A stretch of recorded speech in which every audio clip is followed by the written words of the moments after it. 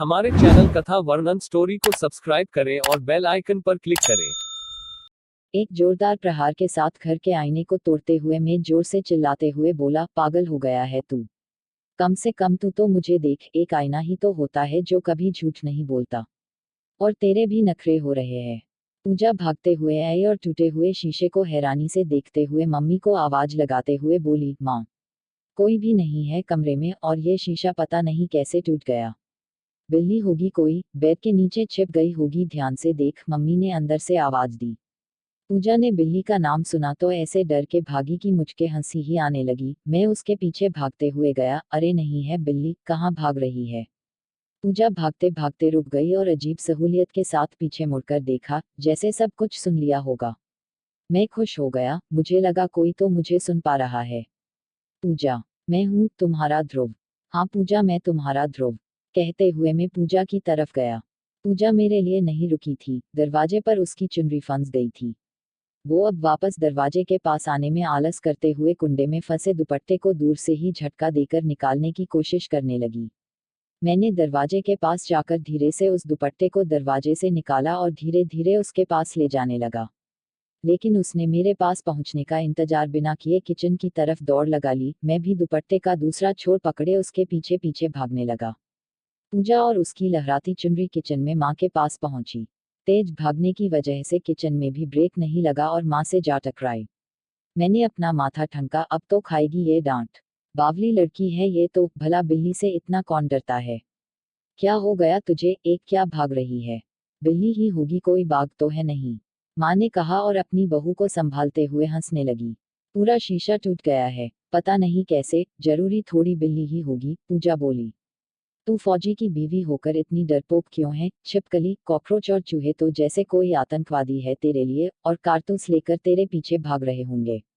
हाँ, आज आएगा ध्रुव तो बोल देना कि पहले घर के आतंकवादियों का सफाया करो, बॉर्डर के तो करते ही रहते हो, माँ बोली। पूजा भी हल्की मुस्कुराहट के साथ चूल्हे में चढ़ाई खीर को चम्मच से हिलाने लगी। कितनी खुशी है दोनों में मेरे आने की, और मैं सुबह से थक गया दोनों को ये बताते बताते कि मैं आ गया हूँ। कब से तो आगे पीछे घूम रहा इनके, लेकिन नहीं, इनको मुझसे कोई मतलब नहीं है, मेरे लिए पकवान बनाने से मतलब है। तू इसको मत हिला, जा जाकर फोन कर ध्रुव को। कल रात को हुई थी बात तो बोल रहा था सुबह 8 बजे तक आ जाऊंगा, नाश्ता तैयार रखना। 8:45 बजे गए हैं, माँ ने कहा। सुबह से 4 बार कर लिया फोन, लेकिन वो नहीं उठा रहे हैं, मेरे तो गुड मॉर्निंग का भी जवाब नहीं दिया। आने दो उनको, आज मैं तो बात भी नहीं करूंगी, पूजा ने कहा। सोया होगा गाड़ी में, जाम लगा होगा, जानबूझकर थोड़ी इग्नोर करेगा। तू एक बार और कर फोन, जा मेरे फोन से कर ले, माँ ने कहा। पूजा ने फ्रिज के ऊपर से माँ का फोन उठाया और मेरा नंबर डायल करते हुए मिलाने लगी। मैं मुस्कुराते हुए सोचने लगा कि पूजा को मेरा नंबर याद रहता है, वो अपने फोन से भी मुझे नंबर डायल करके फोन करती है, जबकि नंबर सेव रहता है और कॉल हिस्ट्री में भी पहले या दूसरे नंबर पर रहता है, फिर भी आदत से मजबूर। घंटी जा रही है, लेकिन उठा नहीं रहे। घंटी की आवाज सुनकर मैंने जेब को टटोला तो मेरे जेब में फोन नहीं था। संदेशे आते हैं वाले गाने की सिटी मुझे इतनी पसंद थी कि मैंने रिंगटोन पर वही लगाया था। शायद मेरे फौजी होना भी एक कारण था और उस गाने से मुझे बहुत लगाव था। फोन की रिंगटोन की आवाज गूंज रही थी एक सुनसान जंगल में। मोबाइल जमीन पर हल्की धूप घास से उसकी बूंदों को ओढ़े हुए वाइब्रेट कर रहा था और उसके थोड़ी ही दूर एक गाड़ी का एक दरवाजा जला हुआ था और कांच के काले टुकड़े थे। और पास ही एक गाड़ी के पहिए में अब तक आग लग रही थी। रिंगटोन की आवाज कानों में गूंज रही थी क्योंकि मैं अभी मोबाइल के पास जा चुका था। मोबाइल के पास जलती हुई गाड़ी और झाड़ियों में फंसी कुछ लाशों को देखकर मैं हैरान था। मोबाइल को पास जाकर देखा तो मेरी माँ का फोन आ रहा था और मैं जानता था कि मेरी पत्नी पूजा कर रही है।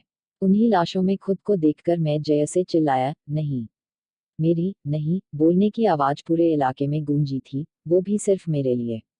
मैं चारों तरफ गर्दन घुमाते हुए धीरे से खुद की लाश के पास गया और उसे उठाने लगा।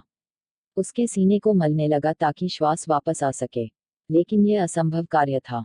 मैं हिम्मतहार हो चुका था। एक तरफ पूजा और माँ दोनों को मेरा इंतजार था और दूसरी तरफ मेरी गाड़ी का ब्लास्ट हो चुका था। मेरी तो नहीं लेकिन सरकारी गाड़ी थी जिसमें मैं और मेरे 5-6 और साथी थे। शायद गाड़ी सड़क से नीचे गिर गई थी। मैं रात के उस वक्त को याद करने लगा जब हम एक साथ बॉर्डर के पास लगे कैंप से अपनी छुट्टी अप्रूव करके लौट रहे थे। सारे भाई लोग भी उतने ही खुश थे जितने हम 7 लोग जिन्हें छुट्टी मिली थी। ध्रुव यार, हमारा मन नहीं लगेगा तेरे बिना, रात को कंबल कुटाई किसकी करेंगे, राहुल ने शरारती अंदाज में कहा। राहुल मेरा सबसे बेस्ट फ्रेंड था और परेशान भी सबसे ज्यादा मुझे करता था। जब वो परेशान करता था तब मुझे ऐसा लगता था जैसे वो दोस्ती के नाम पर बस मजाक उड़ाता है मेरा। मैं बहुत बार उससे हमेशा के लिए झगड़कर दोस्ती से छुट्टी लेने की सोच लेता था। तंग आकर उसकी बात बात पर छेड़ना और बाकी लोगों के साथ मेरी खिल्ली उड़ाना मुझे पसंद नहीं था। लेकिन हर मुसीबत में जब वो मेरा साथ देता था तो मुझे यकीन हो गया कि वो बस मजाक करके सबको हंसाता है, दोस्ती भी तो निभाता है। उस दिन जब 4 आतंकवादियों ने कैंप पर हमला किया तो बाकी सब लड़ते लड़ते वहां से निकलकर दूसरी तरफ भाग चुके थे, लेकिन राहुल तब तक दीवार लांघ कर नहीं गया जब तक मैं फंसा हुआ था। जबकि वो ही सबसे फुर्तीला था। उसने पहले मुझे दीवार लंघवाया, उसके बाद खुद लंबी छलांग लगाई। उस दिन मुझे एहसास हुए कि राहुल ही मेरा अच्छा दोस्त है। कल शाम को हंसते हंसते राहुल ने मुझे विदा किया और खिल्ली उड़ाते हुए कहा, अब तो कुछ दिन अपनी बीबी के पल्लू में बंधे रहना, जिसे परसों मैंने आई लव यू बोला था।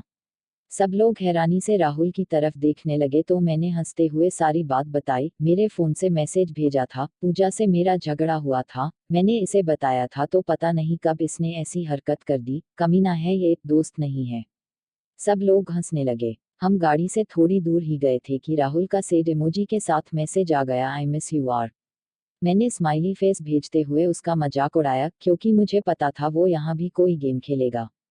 गाड़ी निकल पड़ी पिंजौं की तरफ। पंजाब बॉर्डर से होते हिमाचल की तरफ जाना था क्योंकि सब लोगों को छोड़ते हुए जाना था। मैंने गाड़ी के लास्ट वाले सबसे बड़े शीट पर कब्जा किया और पेट के बल लेटकर कोहनी पर सारा भार देते हुए मोबाइल हाथ में ले लिया। पूजा को मैसेज करते हुए लिखा, अब तो खुश होना, मैं छुट्टी लेकर आ रहा हूँ, वो भी पूरे महीने की। साथ में मैंने लास्ट सीट पर लेटे हुए एक सेल्फी ली और पूजा को सेंड कर दिया। तब भी पूजा को यकीन नहीं आया क्योंकि उसके साथ अक्सर मैं ऐसी ठिठुली करता रहता था, पुरानी पुरानी फोटो भेजकर।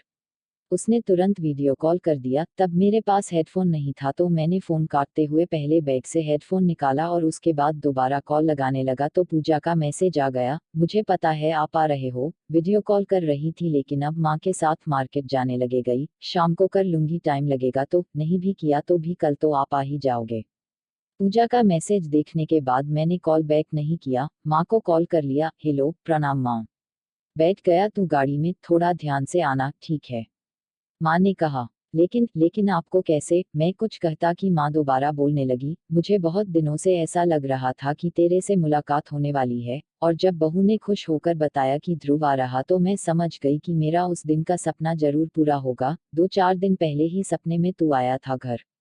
सपने तो मुझे भी आते हैं मम्मी, लेकिन बहुत अजीब अजीब ऐसे सपने कि मैं किसी को बताऊं भी तो कैसे, अजीब तरह से शुरू होते हैं, अजीब तरह से खत्म। मैंने कहा, तू तो बचपन से अजीब सपने देखता है, तेरे सपनों पर तो किताब भी लिखी जा सकती है। अभी वो सब छोड़, तू ये बता कि नाश्ता क्या करेगा कल सुबह, माँ ने कहा। ऐसे मत पूछो, आप जो पकाते हो वो स्पेशल होता है, कुछ भी पका लेना, मैं 8 बजे तक पहुंच जाऊंगा। मैंने कहा, माँ ने मार्केट जाना था तो जल्दी फोन काट दिया। रास्तों में नेटवर्क प्रॉब्लम बहुत आती है, नेट भी नहीं चल रहा था। मैंने मोबाइल में गाने चलाकर सोना ही बेहतर समझा। मेरी एक और खास बात थी जिसके कारण मेरा मजाक भी बनाते थे दोस्त। वो खास बात यह थी कि मुझे जहां आंखें बंद करके 5 मिनट रह लिया वहीं नींद आ जाती थी, कभी कुर्सी में, कभी किसी पत्थर में, कभी कभी कैंप। इस कहानी का भाग 2 देखने के लिए हमारे चैनल कथा वर्णन स्टोरी को सब्सक्राइब करें और बेल आइकन पर क्लिक करें जिससे हमारी सभी आने वाली वीडियो की नोटिफिकेशन आप तक पहुंच पाए। धन्यवाद।